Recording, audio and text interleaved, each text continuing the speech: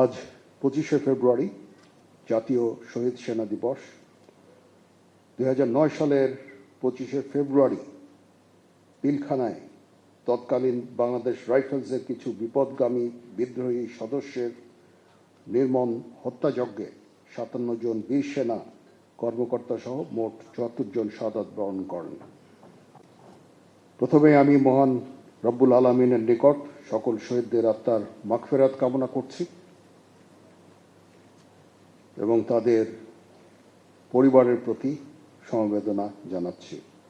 মহান রব্বুল আলামিন সকল শহীদদের জান্নাত নসিব করুন, আমিন। আপনারা জানেন, মাননীয় প্রধানমন্ত্রীর বিশেষ নির্দেশনায় এবং উপস্থিতিতে প্রথমবারের মতো এই কলেবরে জাতীয় শহীদ সেনা দিবস পালন করা হচ্ছে এবং শহীদ সেনা পরিবারের সদস্যদের জন্য ইফতার অনুষ্ঠানের আয়োজন করা হয়েছে। এজন্য আমি উপস্থিত সকলের পক্ষ থেকে মাননীয় প্রধানমন্ত্রীকে আন্তরিক ধন্যবাদ জানাচ্ছি।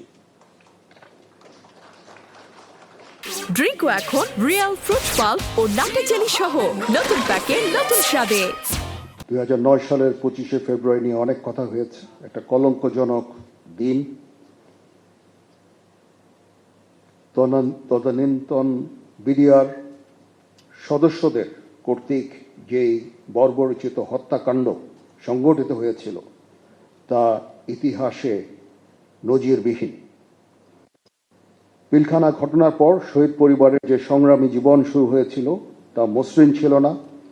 শহীদ পরিবারের সদস্যদের সন্তানগণ জীবন গড়ার ক্ষেত্রে পিতা বা পিতামাতার স্নেহ ও মমতা থেকে বঞ্চিত ছিল।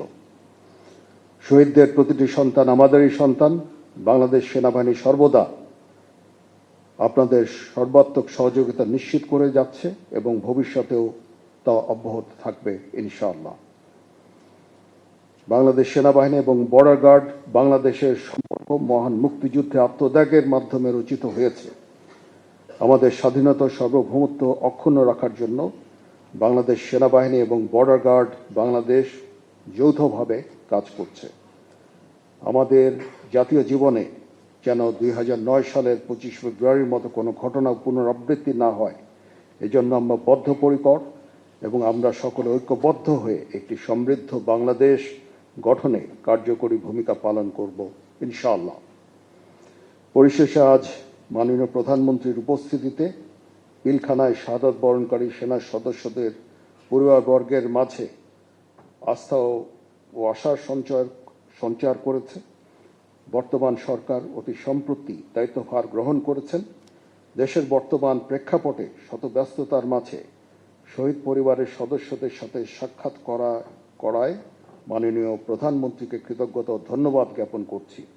এছাড়াও এই অনুষ্ঠান সুন্দরভাবে আয়োজন করার জন্য সেনা সদরের এজি শাখা সহ সংশ্লিষ্ট সকলকে আন্তরিক ধন্যবাদ জানাচ্ছি।